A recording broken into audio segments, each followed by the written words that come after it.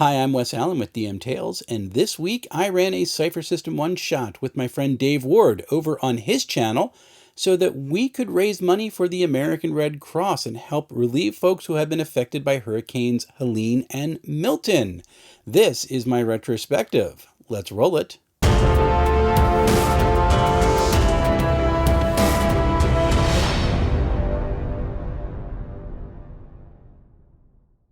This was a really cool group to play with. Dave from Grimwood Games, he produced, hosted, and played a character named Tharak, who is an 8.5 foot tall, half giant type person. Dan from Avenue Studios played. He played a 2 foot tall gnome tank, which is really a thing. Dean from Cypher Unlimited joined in, and he played a catfolk named Rao, who was a wizard with a high combat flavor. And then finally, we had Jorbin from Elder Goblin Games, who played Tag, who was a tinker wizard type, really kind of cool. And this actually was a really personal thing for Jorbin because he actually lives in Asheville, North Carolina. The hurricane went right through his neighborhood and he's dealing with the aftermath. And we gave him a little bit of an opportunity to share some of his story. Jorbin, when was the first time you got to see your house since the storm?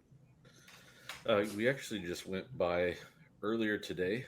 Um, it's the first time we've been back since everything happened. You'll have to excuse my red blinking Zelda character dying. I don't know what's going on there, but so yeah, today was the first time we just went to check the place out. We got to see kind of the surrounding neighborhood, um, just get a lay of the land and see what's happened since we fled. But yeah. Yeah. And for folks who are wondering, your apartment is okay. Yeah. What you described to me was it's pretty much the only thing in your neck of the town that is still there. Yeah, yeah. And for those who've seen some of the footage and things like that, that's essentially our neighborhood. You're seeing most of the time where, everything was just underwater. We just happened to be on a hill where my apartments sit, and we were very lucky, but the whole area surrounding is just devastated. Everything's gone, you know, everything from like your favorite restaurants and coffee shops to bookstores and, people's Mm. businesses and houses and things like that. So, Yeah. And so this is a really personal thing for you. We're raising money. That's kind of the goal for tonight. We're hoping to hit $1,000 for the American Red Cross. I think just to more importantly is to keep people's awareness and focus on the idea that this recovery is still going on. The major news stories yes. all jumped over to other things now because we have squirrel brains, uh, with a little bit less attention to like a attention span than Scrat. Um, but that is kind of where our brains go, and this is still going on. It's going to be a really long term recovery, so we want to make sure that people know that this is still happening. That immediate outpouring is great, but they're going to need help, and they're going to need folks to be remembering that they're going through this and helping out as much as they can in the months, in the weeks ahead. So I'm glad you're here. I'm really thankful that you are okay. I know that you have friends who have lost a whole lot of stuff. But we're going to play a game tonight and hopefully have some fun. And as we were talking about, what was it yesterday? We were saying this is the normal thing that you're doing. Yeah. So it's when TTRPGs become the normal thing, the world has just become completely upside down. The entire adventure was set up to be randomly rolled on tables, so every element of it we were going to discover together that night. However, I did cheat one time because when I was creating the starting point for the adventure, I rolled one up that just looked so much fun and I wanted that to be it no matter what. They started after coming home from an adventure. They were at a poetry reading at their favorite coffee house. And I warned them about this a little earlier in the day so that if anyone wanted to play along and maybe share a poem, they could. And wouldn't you know it, 3 of the 4 players decided they were going to try their hand at poetry night. All right. As the crowd hushes, we'll bring the crowd down. Go I'm ahead. gonna climb up if Tharak will let me. I gotta climb up to be able to even see. All right. So Raul walks up. Now, Raul Khan is a cat folk, stands at probably about 5'10" or so. He's jet black with orange tiger stripes. and piercing orange eyes. And he steps forward and he goes, been working on this for a while. It's called Legend Lore. And he says, clad in ebony, riding an obsidian steed, ascertaining unbelievable speeds, eyes burning the purest of blue, growing stronger in a magnificent hue, skin as black as coal, truly a child of night, just one man alone, yet a man of staggering might. Punctuous, fiery, powerful, beyond space and time, his sword will bring back the world's greatest rhyme. Argentine blazing pure, this is talk of legend lore. And he walks off the stage. There's dead silence, and then just people just snap their fingers at you. Would anybody else like to? Thorok stands up and knocks Dan's character off. He runs up to the stage, and he takes a deep breath, and he goes, "Rocks in my socks, fox in a box, and the moon is a balloon." And he leaves the stage, thinking he did amazing. When he if I comes had off, crickets, when he comes off stage, I hand him the biggest tankard of ale I could find. They're like, good work. he has totally earned it. Moon part really caught me off guard. So Tig will step up. He's kind of wearing like a duster with just a flat brim hat, bolero style, and he thinks he's really vibing with this poetry slam here. He's got one of those cigarillos on a long stem, like Audrey Hepburn style. Nice.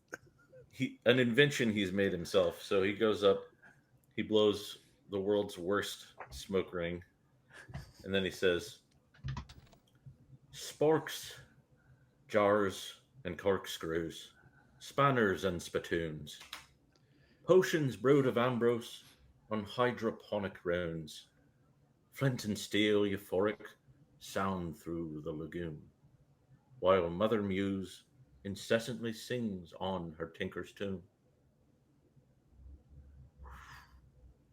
Then he leans back and he says, "I've got maybe 5 or 6 more stanzas if you want to hear them." Okay, we're just going to hold on there. The coast because it's okay. Next, no, they've actually hung out with you, and the 2-hour poem you did last month was just not conducive. So we had to determine how this quest was going to get started. We rolled randomly on the table and a figure appeared. This is kind of how it went. As you were there, I would like someone to do me a favor and roll a D10. Quick question. Are we using physical dice or are we using the dice on You can use the Foundry dice just so people can see what we roll. Got it. Cool. I know Jorbin wanted to use his goblin die, but he couldn't get it on camera anyway. I got it. That's all right. He has his Christmas lights going, so. He does have his. There 9. we go. 9. All right. As you are there drinking ale, there is a flash of blinding white light. And when your eyes clear from the flash, there is this angelic looking figure, golden skin and pure white clothes, looks at you with just this look of intense care and wisdom and respect, and hands to, let's just say that we're going to hand to Vindel a golden scroll and says to you, "Deliver this, and you will be given the secret to a good life." First day's travel went on a shallow river, and it stopped about halfway through so they could unload some cargo and get some fresh water, and they bumped into a guy who was running a card shark game down by the docks and wanted to know if anybody wanted to play. And this is what happened. "Press your luck, win a gift. Press your luck, win a prize. Who wants to play?" Hello. Hello. Would What's you your like crack? to play? What's the crack, eh? What's the crack? Just one hand of blackjack. All you need to do to win the prize is to beat the dealer. Oh, wait. Well, I've never been one for games of chance, but I do have a deck or two up my sleeve.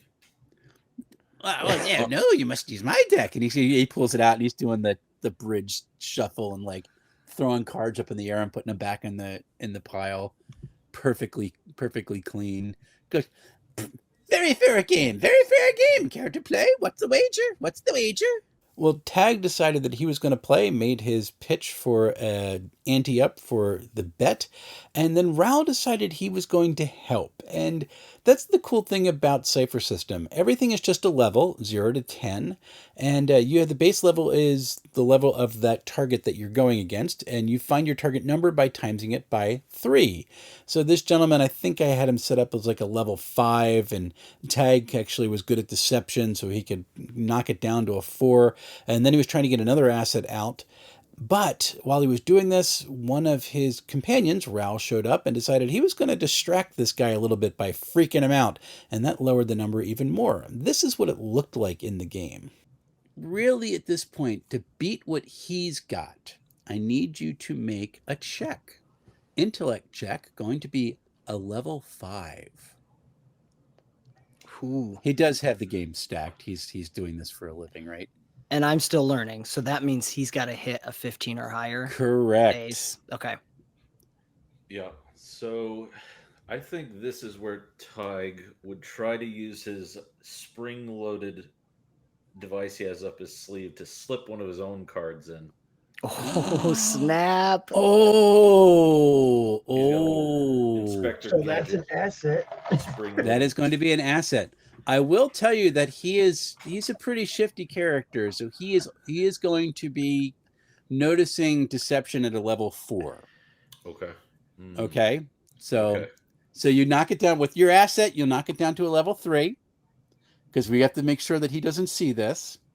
So if you want to put another level of effort in, you can. And if this is Go ahead, Dean. Can I give him a little help, a little asset on it? Absolutely. I will attempt to be a distraction in the sense that I'm going to start making some, cat-like keening sounds. They're like. he's looking at the table. He's like, I don't understand. Yes, absolutely. That brings it down to a level 2 roll. And I look at him when he says he doesn't understand. I said, meditation.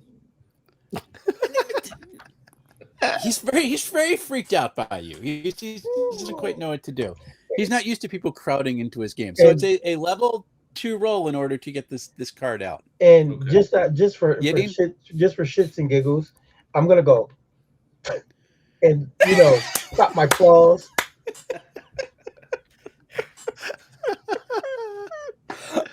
Just for that, I'm giving him an asset for the actual card play roll too. But this is to get the card out. What do you got? Tag did indeed win, and this was the prize. The notes in the adventure just said it was going to be a artifact, which is a multi-use magic item that's semi-permanent. It does have a depletion roll, and if you hit the number on the depletion, it goes away. But it sticks around for a pretty long time on average, and that's kind of the point. And I just made it up on the spot, and this is what Tag got.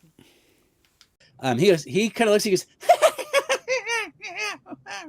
fair is fair, fair is fair, here you go. And just hand you this ornate, it's like a purple tube with like gold trim. This is what's called an artifact. Okay. So this is a thunder torch. Okay. So you can blow this at an enemy and hit him with a bolt of just sound. So we'll do 4 points of damage, but it expires on a roll of 1 to 4 on a d20. The night was still young for the session, so I decided to ask the different players if there was anything else they wanted to do in the town. And Rao and Vindal, Dan's character, decided they were going to go look for a fight club so that Vindal could go in and make them some money. After some while, they did find someone who could maybe connect them to a fight, and this is what happened. You finally get approached by... you think maybe he's a dwarf, but he's a little shorter and he doesn't really have a beard. He's more got like stubble. And he just kind of comes up and goes, you look like you're looking for some fun. Am I right? You got to pound something? Huh? I look at the guy and go, hey, not me. My friend here. I'm not talking to you. I talked to him. He looks like he's built to take a beating. You're Leith. You're dance around. No entertainment in that. This one, he runs through bricks. Right? Am I right? I'm not going to say no, but you got to talk to my manager first. Oh, manager. Okay. You're a smart man. All right. Here's the deal. Grimmy, take you to the fight ring. I get you the bets. I take 50%. No, you don't. No, I don't. No, you don't. No. What does Grimmy take? Grimmy takes 10% finder fee. 10% finder's fee? No, you're not even getting into the building without Grimmy. 20% minimum, best offer. Well, Grimmy, I put it to you this way, and I'm going to attempt to persuade him. I'm going to spend 2 points of intellect on a persuasion check. And basically it's, what you fail to understand is if we give up too much money, then I won't have enough money to feed him. And you think his stature would denote he doesn't eat that much, but you don't have to feed this guy. And if he doesn't get enough food, he's going to come and seek out the guy who took 50% of his money. And that ain't going to be me. I'm just telling you. All right, he's a level 2. Go ahead and make a roll. You want to do with it? Could I aid with crazy eyes? Absolutely, level 1. Well, that means it's a level 0 task because I did spend a level of effort. So what I'm going to do, though, I'm going to still roll the 20-sided die because if I get a natural 20, I get all those points back. Yeah, and if you get an natural 1, I get to throw in an intrusion. You get an intrusion. It still works, but he gets an intrusion, so it worked. I like this deal. Come on. Oh, teased. Okay, good. Yeah, Grimmy just kind of looks and goes, oh, man, you're good. You're very good. He's crazy. You're very good. I like him. He's scary. You're very smart. I like this. 10% fine for Grimmy. Maybe you'll buy him a drink, yeah? You know what, Grimmy? And I reach in. I said, you've never had this before. And I gave him a small flask. But trust me, you don't want to drink this now. It's leprechaun wine. Leprechaun wine. Oh, I've heard of this.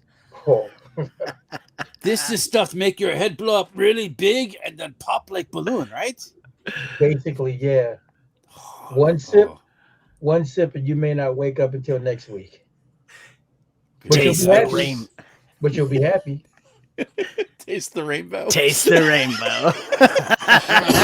Vindal eventually gets into the ring, and he sees this waiting for him. The door opens up, and you look in, and there is a 7.5 tall, just beast of a guy. He's got a club, and he's got a net, and he's got like a Roman gladiator helmet on, and he's just looking down. He goes, "Hello, we've got the Ant-Man here. He go down."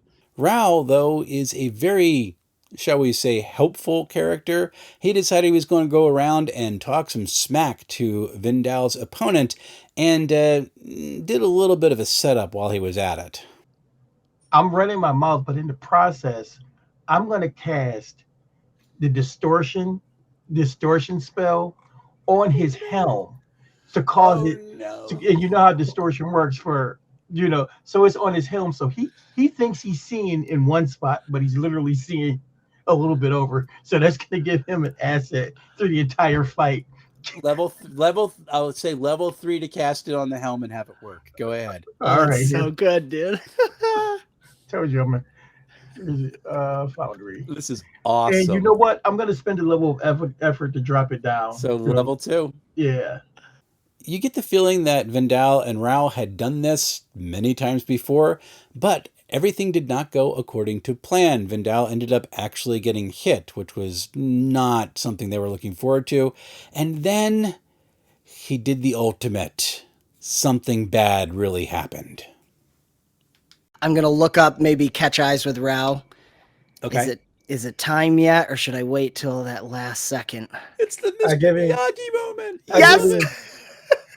I give him our signal, which is one claw being extended, which means one more hit, one Yep. more magic hit, and then you can take him out. Okay. Sounds good. I'm gonna do the crazy thing. I'm gonna act like I'm panicking, Okay. but hopefully lean into my moves like a cat background. Okay.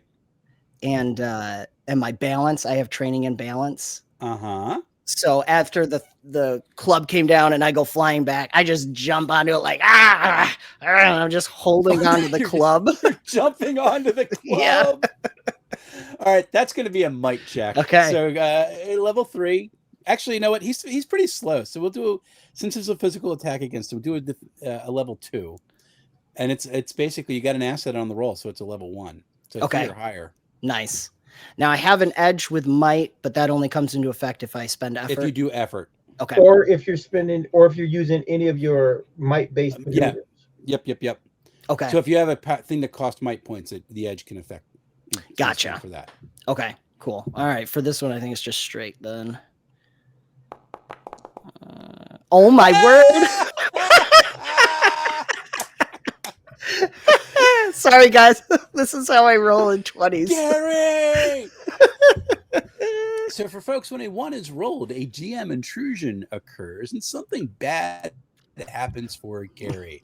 So essentially, what we're Vindo. gonna say, Gary's already dead. Vindo, forget. Gary's already dead. Dang it. Just the I really ghost want of Gary. Gary. It may not be bad. It could just be a complication. It really depends on what mood your GM is in. The GM is, you neglected to attack for 2 turns. So basically you hang on to this club and he flips you off and you try to grab onto it, but in doing so, you rip off the guy's helmet. Oh, snap. I like that. So now the distortion field, he's looking around, it's like, now I can see you. But Vendal is a pro, and he bounced back up, and he knew when it was time to turn it on. And this is how he won the fight. He swings, and how do you dodge out of the way of this? Because it is now time for you to leap into action. So I'm gonna run. So he threw me off, right? And I took Right. the helmet with him. I see the helmet. Yep. I'm like, crap. So I just get up and I start running straight at him. And as he goes to swing, he's still not used to how tall I am. So I literally slide under it like a baseball slide Okay. because I'm And gonna now- come up for the jaw uppercut. Is the hope as I come up. Or are you going to hit the speed bag? Yep, that's true. I have speed attack. I do. I have fast punch. That's my attack. So hit the speed bag. In other Yeah. words, Yes, is right there, dangling. Oh my gosh. Like my hope is like Neo in the Matrix. Yep. And you can use your level of effort, your might effort, to add damage, 3 additional points of damage. As well. Okay, sweet. Let's do it. He defends his 2. You Okay, have to roll a 6 or higher to hit, and if you do extra damage if you put your effort into that instead of you're reducing the number. So Got you it. trust yourself. Yes, let's do it. let's do it. 6 or higher, baby. Let's This do is it. This is your moment. Because if you roll a 19 or 20, you get an additional 4 points of damage or a special effect. Yeah. That would highly unlikely, but I like the idea. So come on, baby. Yeah. Well, it's a positive. You slide under the thing. He's like, what? And so he's looking down as you like spring both hands and just uppercut this guy in the jaw and No, in knock the him jump. in the junk. Okay. Yes. And he just goes,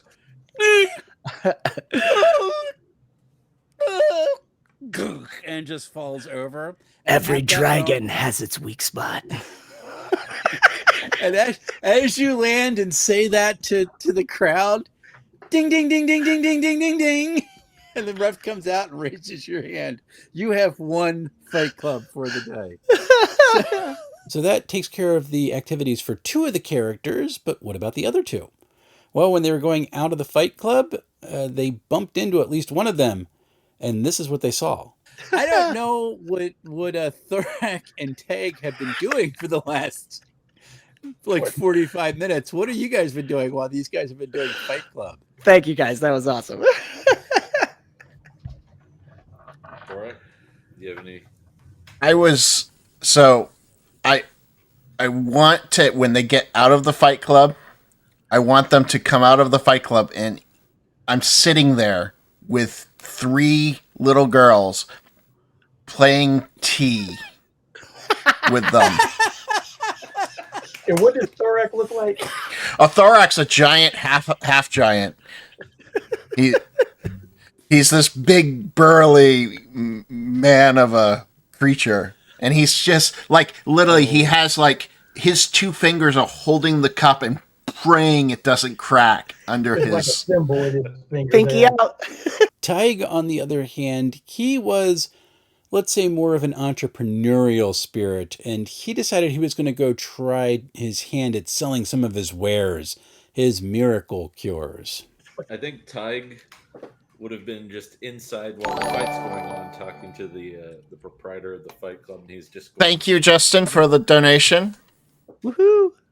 he opens his cloak. He's like, I happen to have this great snake oil solution that gets blood out of your floors if you're having trouble with that sort of thing. I've heard about this stuff. It's supposed to work pretty good, right? Also gets gum off of wood.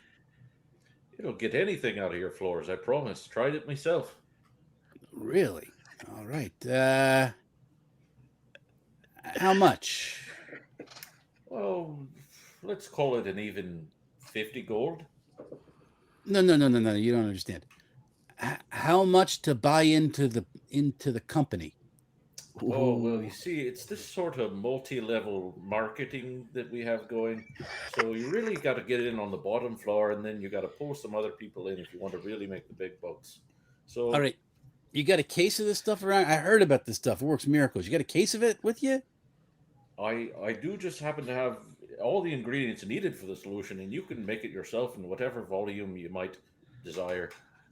But again, Rao, he's very, very helpful. He's watching this negotiation going on, and he thinks he might be able to help Tag get maybe a little bit more cash out of it.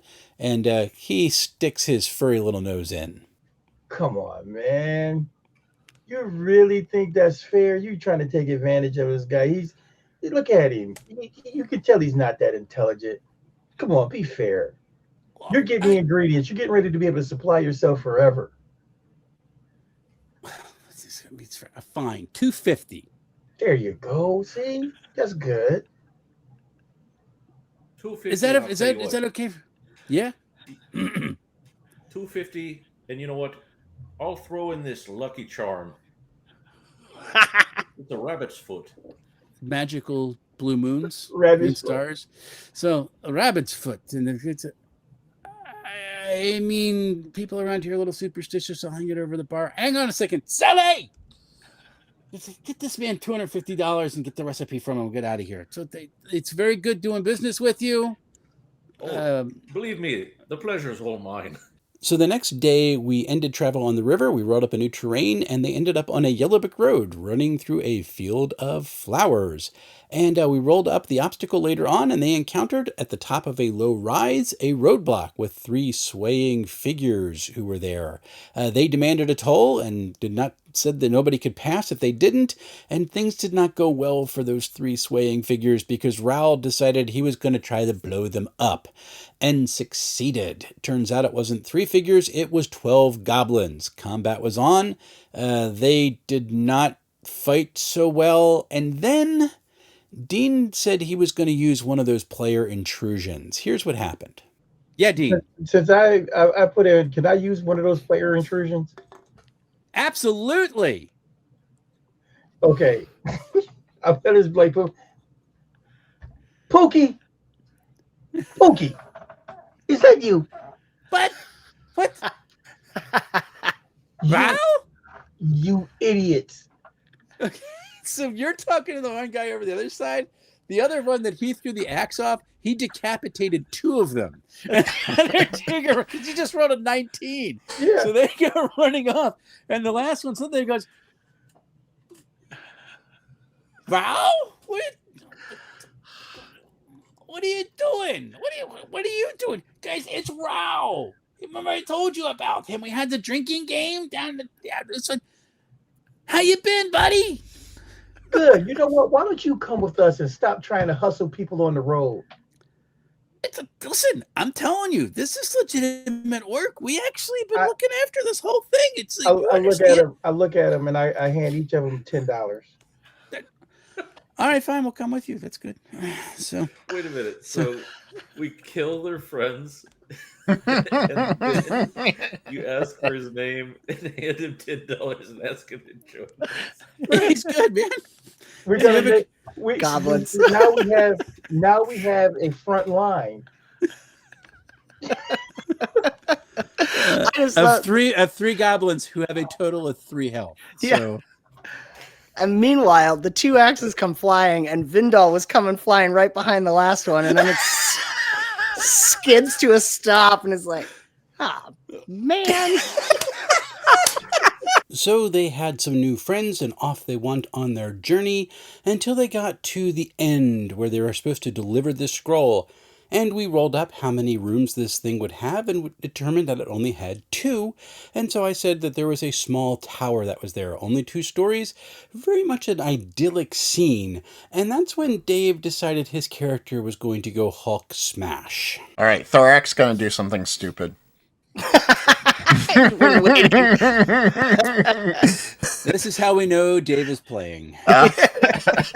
Thorax going to put his shoulder down like in a football run, and he's just going to charge forward, and I'm going to use my breaker ability to just plow through the entire tower. You just want to run through the tower. Knock the tower over, yeah. It's only 2 stories. I'm 8 feet. There's a good chance. He's about a story tall. Yeah. Okay, right. Please, oh my gosh. Please tell me exactly what the breaker ability does as I look at gives me it allows me to ease the any kind of roll to break something. Anything that has to do with breaking is 1 level easier for him. Automatically. All right. Then he can spend a level of effort bringing it down another level. Yep. Okay. Well, it is a level 5 to destroy this tower by running through it. All right. I might have a potion for you. Yes, Jorbin. I might have a potion for him. Oh. Oh no. Not even. Okay. I mean, oh no. Why not? Oh no. Oh gosh. Yeah. Okay.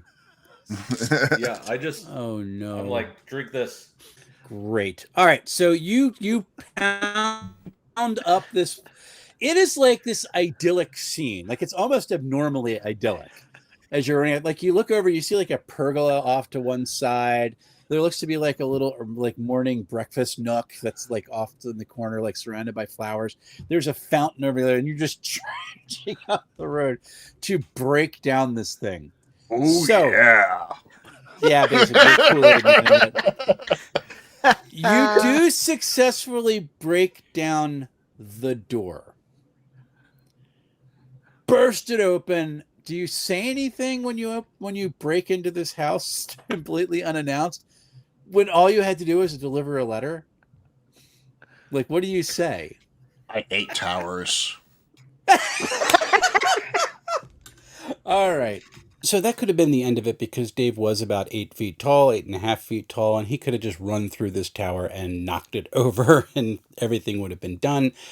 But I had a GM intrusion in my pocket and I was going to use it. So instead, I had this happen. Dan gets an experience point. You get an experience point. And then I need you to roll a 1d6. You said me? Yep. 5. Awesome. Tower PTSD. As you are running through the tower, you trip on a wire that is going across the entryway, and as you fall, 2 doors open up from either side of the room and launch a cloud of poisonous spiders at you, who now all attack. So after the trap was dealt with, Thorak was just lying on his back. We rolled up and he ended up being here. You end up lying face up, looking at the ceiling, and you were in a rather large, or let me roll a d8 for me, Jorbin. E8. Yes, I know which one that is. You look to be like you have stumbled in. So when you ran through, you actually went into a second room through the foyer and landed your face up, looking at the ceiling. It's about 10 feet high, looking at what seems to be a well-maintained bedroom with comfortable furniture and a tiled floor. And while this is all going on, Raoul decided that he was going to grab the scroll and decide that he was just going to deliver it. Dinge Baspel. We come hello? with a delivery. Delivery, huh? Yes. And you just see a face kind of looks out the window. It seems to be a later aged gentleman, long beard, kind of graying white in some robes, going, well, there's better ways to deliver it than running through a door. He's special. He thought it was he said he thought it was a dragon. He thinks towers are dragons for some reason. I don't know. Interesting. You should see what he does to windmills.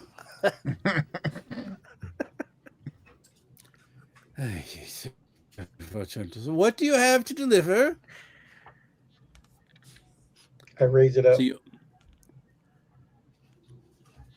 he looks at that and goes, keep that thing away from me, and puts out his hand, and just this stream of like all sorts of biting, stinging insects go flying out at you. So combat got started. This guy was not all there. He wanted to save the world by ruling it, and it turns out that he wasn't even really human. He did a backflip off the balcony that he was standing on and turned into this long, lanky, scaly, rubbery thing with claws. He was kind of demonic, and he did not do too well because Thorak woke up and he decided he was going to go Hulk smash on him. I'm going to pick up this nice bed next to me, and I'm going to throw it at him. I'll call that a heavy weapon. Sure. Are you trained in heavy weapons? I am. I love everything about that. I love this. I'm just grabbing a drink. I'll be right back. All right. So let's see. So it's a level 50. It's a level 5, so it's a 15 to hit unless you do a level of effort into it. Yeah, or you have an asset. Are you? And you're trained in heavy weapons. You're not just practiced. I'm trained. Okay. Oh, so no, I'm practiced. I'm practiced. I'm sorry. Practice. Not okay. So it's level 5. If you want to do effort, it's a level 4. I'll do effort. Okay. So 4, 12 or higher. I thought I had a throwing weapon. Okay, that's damage. Okay, let me roll it. 4? 4. Level 4. So. Oh, so close. You can spend an XP to try to re-roll. Yeah, I have the XP. Oh, I have that 1 XP, so I'll try re-rolling. There. Oh, look at that. That's a +2 additional damage. Yes, it is. combat kept going. He could not land a punch on anything. I, as a GM, cannot hit anything if I am the GM. It's just kind of a consistent in any system that I run. But it all came down to this end when Dan's character, Vidal, realized he had this cool cipher in his inventory. I decided he was going to add it to the game. Which leads us now to Vindal. Vindal has been waiting, baby. Well, What are you doing? he's actually got the goblins helping him as he's trying to set up this thing that Tag had given him a while ago, and it's not working quite right. That's why he's waiting. So I want to use my Cypher ray emitter and aim it at the boss, and it's not working. And finally, he just gives it a good kick. And you said he's got the goblins helping him. You know that's an He asset. gets an asset. yes, we're all trying to make it work. One's my- looking at the instructions. Oh, Tag, my never. gosh. So anyways, All right, let me A little look up to the your ray left and emitter. then Projector- flip the switch. you're trying to shout as your backpack's Allows the blocking user to you. project a ray of destructive energy up to very long range and inflicts intellect damage equal to the cipher's level. So it's a level 6. Oh my gosh. The next you have an part is asset. my favorite. Also, the victim cannot take actions for a number of rounds equal to the cipher's level. Oh my gosh. You get this up. I guess Tag's shouting instructions and the goblins are like trying to set this up. Yes. And you just like press the button. 9 or better. It's 9 or better. Go. Am I able to spend some intellect to bring it down one? If you Well, want no, to. it's 4. It starts at 4 or better because it's a level 5. So he does get 1 asset with the goblins. So And now then you I'm get at an a 4. asset from Tag, right? I guess Tag's already used his turn, so he can't All be right, doing that's that right. stuff.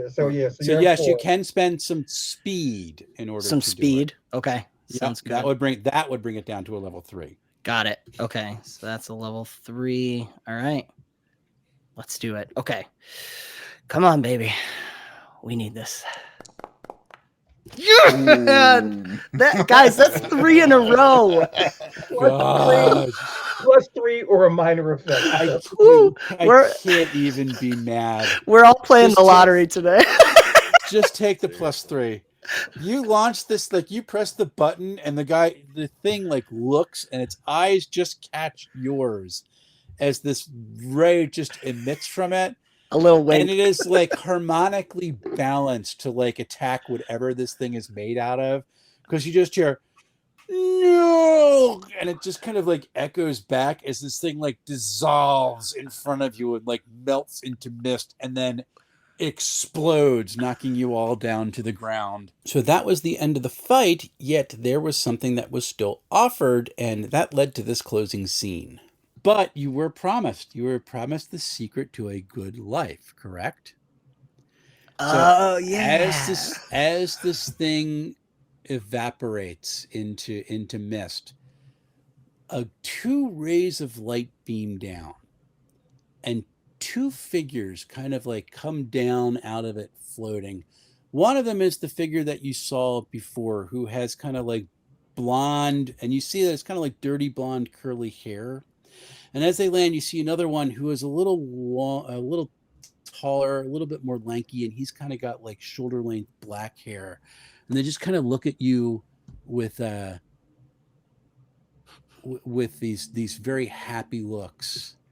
They say, "We promised you the secret to a good life, and here it is." And the one of them says, "Be excellent to each other." And the other one just looks at you and goes, "Party on, dudes!" And then they vanish.